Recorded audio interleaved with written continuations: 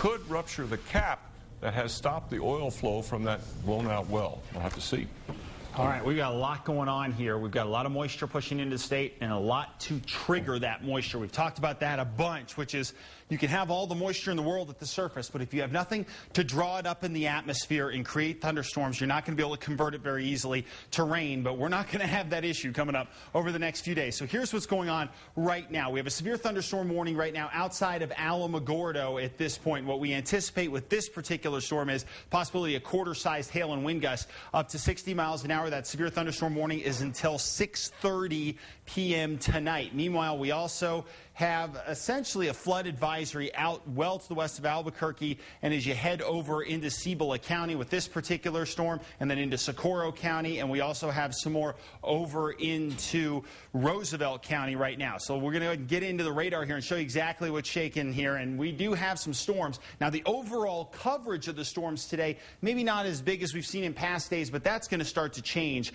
coming up over the next few days. A few storms now just touching off to the north of the metro area and then over the East Mountains, and these are pushing back toward the east right now as we speak. But down to the south, some of our stronger storms in and around the Alamogordo area right now, and as you head essentially to the I-25 corridor, we've got some pretty strong storms as well. Around Roswell, we've seen some storms too, and as you get just to the east around places like Clovis, picking up some thunderstorms as well. Into west central sections of the state, some pretty good storms here. These have been pretty steady and really not moving all that quickly, so they're dumping quite a bit of rain in places like Catron County and up into Cibola County, maybe eventually into areas like McKinley County later on tonight. And as we get across the northern mountains here over especially areas like the Jemez and southern San Juan's picking up some thunderstorms, and along the northern mountains as well, especially the east slopes, we're picking up some stronger storms too. These are headed toward Raton and Springer at this hour. Looking at the metro area, 92 degrees for us. West-southwest winds at 12 miles an hour. Looking at the temperatures across the area, 70s and 80s to the north,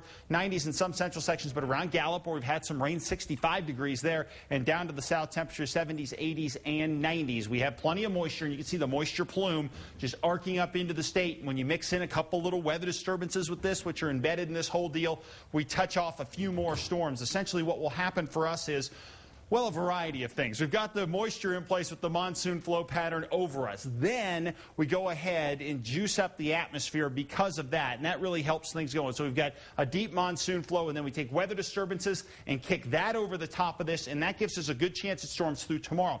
But the flooding issues may well be saved for Saturday and Sunday when we drive a cold front in across the northeast. That could really create more problems. So you guys across northeastern New Mexico could have a mess on your hands here. So what we're looking at for bullseye points here, northeast, yeah, the metro area, across the southwest and up into the Four Corners. Right now, the southeast doesn't look like a real focusing point, but we'll wait and see what shakes out here. There's a lot that could change. Flooding rains will be possible. Western two-thirds are at risk, and the best monsoon punch of the summer, I think this is really it for us as far as the best one. Not that we're not going to get more after this, but this one looks pretty impressive. 80s across the northwest and back toward the southwest. Temperatures here for the most part 80s and 90s for us. Mostly cloudy skies and storms out there by the afternoon. South and east, especially over the Sacramento Mountains, good chance at storms. But as you get toward Roswell and areas farther to the east, not quite as many storms. But still, spot storms will be possible. Scattered stuff across the northeast, more coming up for the weekend. Over the northern mountains, temperatures here for the most part 80s and 90s, mostly cloudy. Afternoon thunderstorms, a good bet in Santa Fe.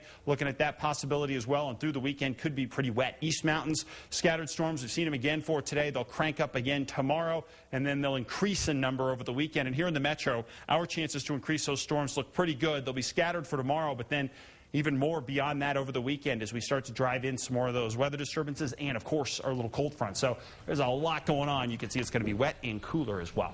All right. Thank you, Mark. And we now have an update to a story we brought you earlier. New Mexico State Police just shot and killed one of two escapees from a prison in Pagosa.